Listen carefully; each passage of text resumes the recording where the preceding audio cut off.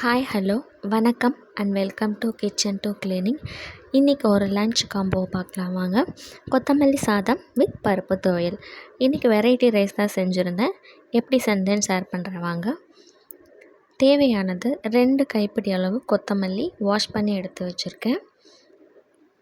5லேருந்து 6 பல் பூண்டு, ஒரு சின்ன துண்டு இஞ்சி, 3 காஞ்ச மிளகாய், உங்கள்கிட்ட பச்சை மிளகாய் இருந்தால் நீங்கள் பச்சை மிளகாய் எடுத்துக்கலாம், அண்ட் அரை லெமன்.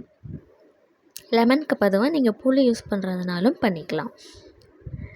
இப்போது அடுப்பில் 2 கிளாஸ் தண்ணி ஊற்றி கொதிக்க வச்சுருக்கேன். நம்ம கொத்தமல்லியை ஸ்ப்ளான்ச் மெத்தட்னு சொல்லுவாங்க. அதாவது கீரை இந்த மாதிரி பச்சை இலைகளெல்லாம் வெந்நீர் கொதிக்க வச்சுட்டு அதில் ஒரு டைம் நல்லா முக்கி எடுத்துருவாங்க.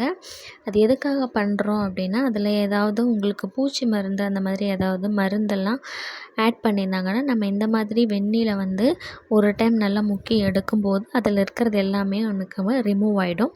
ஸோ அதுக்காக தான். அதுக்கு ரொம்ப நேரம் கொதிக்க விட்டுறக்கூடாது. லைட்டாக உள்ளே டிப் பண்ணிவிட்டு ஸ்டவ் ஆஃப் பண்ணிவிட்டு இறக்கிட்டு இந்த மாதிரி நம்ம வெளியில் எடுத்துடணும். இப்போ இதை மிக்ஸி ஜாரில் நான் மாற்றிக்கிறேன். இது கூடவே நம்ம எடுத்து வச்சுருந்த பூண்டு, இஞ்சி, வரமிளகாய் அண்ட் லெமனை லைட்டாக பிழிஞ்சு விட்டுக்கலாம். அரை லெமனும் நான் சேர்க்க போகிறதில்ல. ஒரு 4லேருந்து 5 சொட்டு மட்டும் நான் சேர்த்துக்கிறேன். நீங்கள் புளி சேர்க்குறதா இருந்தால் ஒரு சின்ன துண்டு அரை இன்ச்சு மட்டும் புளி சேர்த்துக்கோங்க. அப்புறம் இல்லைன்னா நிறைய புளிப்பாயிடும் உங்களுக்கு. இப்போ இது மாதிரி சட்னி மாதிரி நம்ம பேஸ்ட்டாக அரைச்சி எடுத்துக்கலாம். இது ஓரமாக இருக்கட்டும். தாளிக்கிறதுக்கு கடாயை சூடு பண்ணிவிட்டு 4 ஸ்பூன் எண்ணெய் சேர்த்துக்கோங்க. நல்லெண்ணெய் இருந்தால் சேர்த்துக்கோங்க, இன்னும் டேஸ்ட்டாக இருக்கும். இது கூடவே கடுகு, உளுத்தம்பருப்பு, கடலைப்பருப்பு சேர்த்துட்டு கொஞ்சமாக கருவேப்பிலை சேர்த்துட்டு பொரிஞ்சதும் நம்ம அரைச்சி வச்சுருக்கிற கொத்தமல்லி பேஸ்ட்டை சேர்த்துக்கலாம். சேர்த்துட்டு இது கூடவே நான் ஒரு அரை கிளாஸ் தண்ணி சேர்த்துக்கிறேன். ஏன்னா இதை நம்ம கொதிக்க விடணும். இதுக்கு தேவையான உப்பு சேர்த்துக்கலாம். கூடவே 1/4 ஸ்பூன் மஞ்சள் சேர்த்துக்கலாம். சேர்த்துட்டு இதை நல்லா கலந்து விடுங்க. ஸ்டவ்வை மீடியம்லேயே வச்சு இதை நல்லா ஒரு டைம் கொதிக்க விடுங்க. கொஞ்சம் திக்காகி வரட்டும். அப்போ தான் நம்ம சாதத்தில் போட்டு கிளறதுக்கு கரெக்டாக இருக்கும். இப்போ பாருங்கள், கொதிச்சு நல்லா திக்காயிட்டு இந்தளவுக்கு நமக்கு திக்காக வந்தால் போதும். நம்ம சாதத்தில் கிளறதுக்கு ஈஸியாக இருக்கும். ரொம்ப திக்காக எடுத்துடாதீங்க. நம்ம புளி கரைசல்லாம் காய்ச்சுவாங்க இல்லையா, அந்த மாதிரி கன்சிஸ்டன்சி இருந்தால் போதும். இப்போ ஸ்டவ் ஆஃப் பண்ணிவிட்டு இறக்கிட்டு வடித்து வச்சுருக்க சாதத்தோடு நம்ம சேர்த்துடலாம். சாதம் கொஞ்சம் உதிரியாக வடிச்சுக்கோங்க. ரொம்ப குலைவாக வடிக்க வேணாம். ஏன்னா நம்ம இப்போ கிளறும் போது சாதம் எல்லாமே அப்புறம் குழஞ்சிடும், ரொம்ப கெட்டியாயிடும். கொஞ்சம் உதிரியாக வடிச்சுக்கிட்டிங்கன்னா நம்ம கிளறும் போது இன்னும் நமக்கு உதிரியாக கிடைக்கும். இப்போது இதை நல்லா கலந்து எடுத்துக்கலாம். பாருங்கள், சாதம் நான் கலந்துட்டேன்.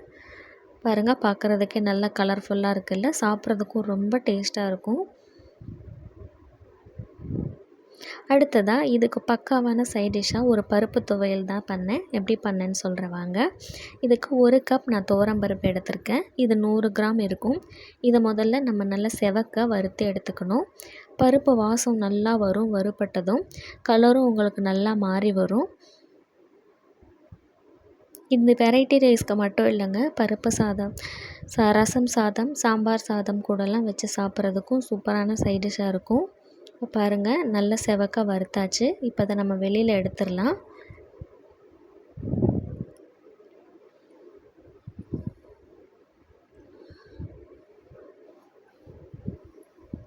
அடுத்தது ஒரு 4 பல் பூண்டு நான் சேர்த்துருக்கேன். 5லேருந்து 6 வரமிளகாய், உங்கள் காரத்துக்கு ஏற்ற மாதிரி சேர்த்துக்கோங்க. கொஞ்சமாக 1 இன்ச்சு புளி சேர்த்துருக்கேன். ஒரு சின்ன கொட்டை புளி மட்டும் சேர்த்துக்கோங்க. புளிப்பு நிறையா வேணாம், அப்புறம் துவையலோட டேஸ்ட்டே உங்களுக்கு மாறிடும். இதை லேசாக நம்ம வறுத்து எடுத்துக்கலாம்.